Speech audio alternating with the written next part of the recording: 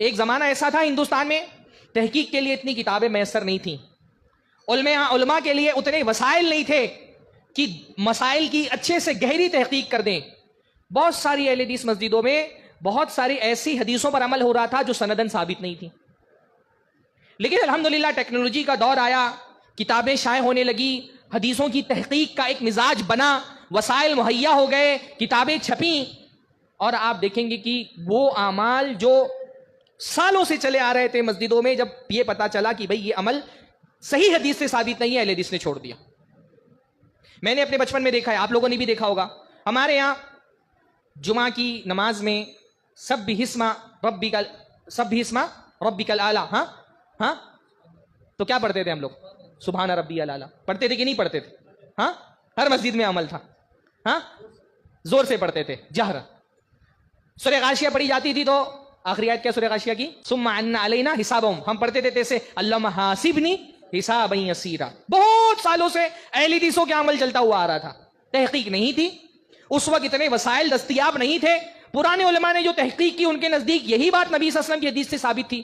لیکن جب کتابیں شائع ہوئیں، خاص طور پہ ہندوستان کے ماحول میں، کیونکہ ایک تقلیدی رجحان ایسا تھا کہ حدیثوں کے پڑھانے کا بہت رواج نہیں تھا مقلدین کے ہاں، اس لیے بہت ساری حدیث کی کتابیں میسر بھی نہیں آتی تھی علماء کو، اور جو میسر بھی آتی تھی وہ تبرک کے لیے لٹکی رہتی تھی.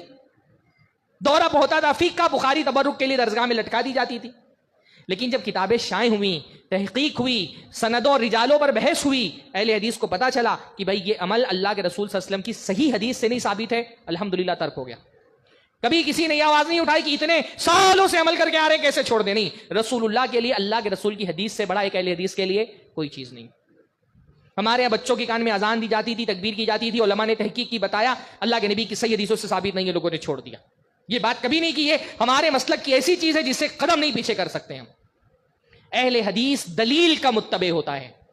اہل حدیث کی خصوصیت اگر ایک لفظ میں اہل حدیث مسلک اور منہج کو بیان کرنا ہو تو وہ ایک جملہ کیا ہے؟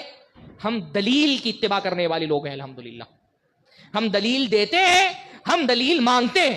ہماری خصوصیت ہے دلیل دینا اور دلیل مانگنا. حدیث آ گئی، آمنا و صدقنا، سمعنا و اطعنا، ہم نے سنا اور ہم نے اطاعت کی. یہ ایک اہل حدیث کا رویہ ہوتا ہے. اس کو حدیث ملتے ہی اس کی آنکھوں میں روشنی آ جاتی ہے، اس کا دل سکون سے بھر جاتا ہے. صدیوں سے وہ عمل چلا آ رہا ہو، اگر اللہ کے رسول صلی اللہ علیہ وسلم کی حدیث ثابت ہو گئی، عمل کو ترک کر دے گا. کسی حدیث پر عمل کر رہا تھا، ثابت ہو گیا کہ یہ حدیث اللہ کے نبی سے ثابت نہیں ہے، چھوڑ دے گا.